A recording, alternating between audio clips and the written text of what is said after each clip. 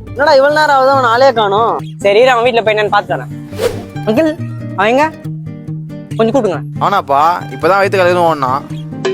ஓ அப்படியா, சரி ஓகேங்க ரைட்டுங்க. ஏன்பா என் மானத்தை வாங்குற?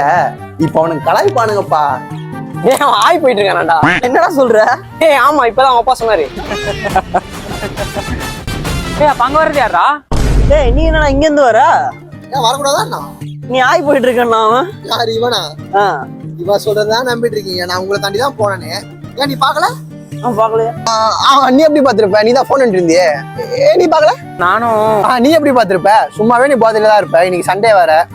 ஏய் இல்ல நான் பார்த்தேன். நீ கூட போன லெஃப்ட்ல திரும்ப என்ன கேட்டியா? இவன் ஒரு ஆளுன்னு சொல்லிட்டு இவன் பேச்சலாம் நம்பிட்டு இருக்கீங்களேடா.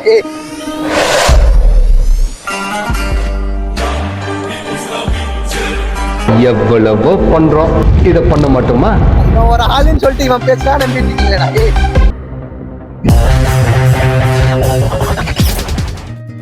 டேய் போன வாரம் வாய்ப்பு நான் சொன்னா நீங்க நம்பல. இப்பவும் அவன் நம்பல. போய் சிரிக்கும், உண்மை நடக்கும். இப்போ மானம் போறக்கு வரி காட்டு. நான் போன வாரம் அவங்க வீட்டிலேருந்து கிளம்பினோடனே அவனும் என் பின்னாடியே வந்திருக்கான். ஆனால் வேறு வழியா 2 தெரு சுற்றி வந்திருக்கான். ஒரு கடையை பார்த்து நின்று இருக்கான். அங்கே பிஸ்கட் சிப்ஸ் எல்லாம் வாங்கியிருக்கான். அப்படியே ஒன்றுமே நடக்காத மாதிரி நம்ம முன்னாடி வந்து நின்றுருக்கான். உத்தம புத்திரன். அப்போ நிஜமா ஆய் போயிட்டு தான். ஆமாண்டா, பின்ன ஒரு வாரம் விசாரணை பண்ணிருக்கல. ஏண்டா ஆய் போனதை அக்செப்ட் பண்ணாத ஒருத்தவன், ஆய் போனதை ஆராய்ச்சி பண்ற ஒருத்தவன், என்ன டீமு என்ன மேட்ச்னே தெரியாம எல்லாத்துக்கும் ஆமா போற ஒருத்தவன், 3 பேர் நல்லா வருவீங்கடா. அவன் கிடக்குறான். உனக்கு வேற ஏதாவது விசாரணை சொல்லு, சிறப்பா பண்ணிடலாம். தம்பிய